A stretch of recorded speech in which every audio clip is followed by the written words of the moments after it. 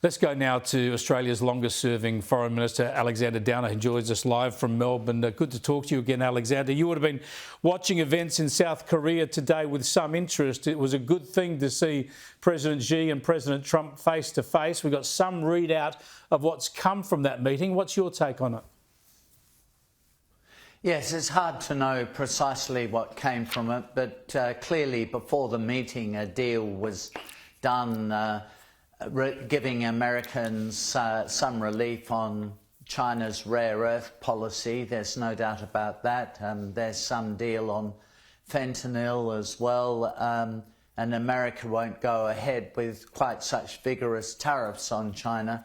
But all of this was clearly worked out before the meeting, so I think they just more or less signed off on that at the meeting, and it was a cordial and, let's face it, quite successful meeting. I mean, I was pleased to see, trade issues aside, and the relief that will give to markets, that those tensions will be reduced for the time being. But I was relieved to see that President Trump raised the issue of Ukraine with President Xi, because China has to make more of an effort to help the Americans in bringing that war to an end than they have done so far.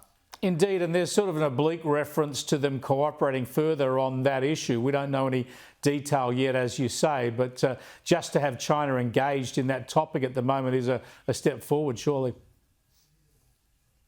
Yeah, I mean, China has been providing a lot of, well, of course, first and foremost, diplomatic support to Russia.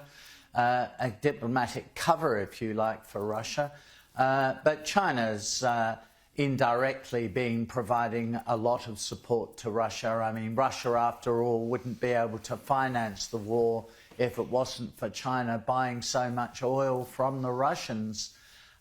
So, you know, President Trump wants to put more pressure on China to stop them doing that and to stop them supporting the Russians as vigorously as they have been.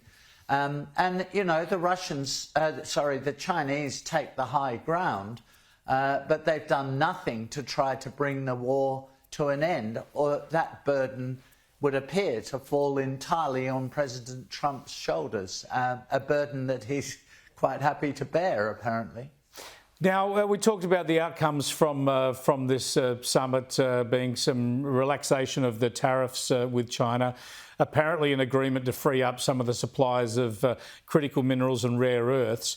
This presumably won't undercut the deal Australia's done on those same ingredients, those same resources, because America presumably would still be keen to see all of those projects go ahead so that it's not caught out in this near monopoly with China again.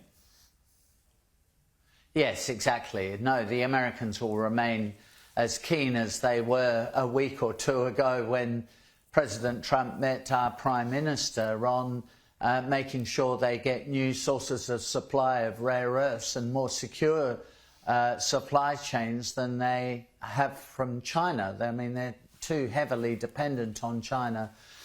So this agreement provides some relief in terms of the immediate supply of rare earths, and no doubt that will lead to a bit of a temporary fall in the price of Australian rare earth companies on the market this afternoon. But in the end, no, Australia's importance will remain just as it was before this meeting.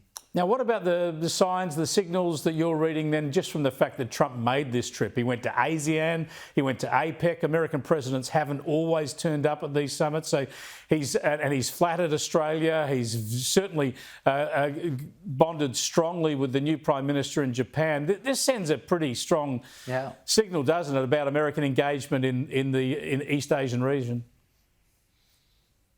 Yes, I mean, I'm not surprised. During his previous term as president, he had quite a focus on Asia, and I think President Trump's view and the view of most people in his administration is that the Ukraine war should have been dealt with much more effectively by the Europeans than it was. And the Middle East, you know, that's starting to come together, albeit slowly, but it's starting to come together. For America, the most important priority is dealing with China and dealing with Asia. And it was never true that President Trump was an isolationist, would want to withdraw from America's allies, that America wouldn't be a reliable ally anymore. These were Democratic Party talking points which were taken up by a lot of elements, including our own elements of the international media. But they were never true. They were just talking points from his political opponents. And he's demonstrated very clearly his commitment to the protection of Korea, to the alliance with Japan, good relations and alliance with the Philippines. So it's been a very productive visit by President Trump. Now, you mentioned the Middle East. I want to get your updated analysis on that. We've seen some disturbing developments with Israeli soldiers killed by Hamas in the last few days. Israel, of course, retaliating against that and trying to take out more Hamas operatives. We've also seen, I'm going to show some vision here, a warning to viewers, it is disturbing, but this is vision that Israel has taken of Hamas effectively taking bodies out of hiding of hostages, reburying them, and then pretending to the Red Cross that they've been discovered. This must be testing the patience of Israel and the US, because this is clearly contrary to the peace plan that was sealed only a couple of weeks ago.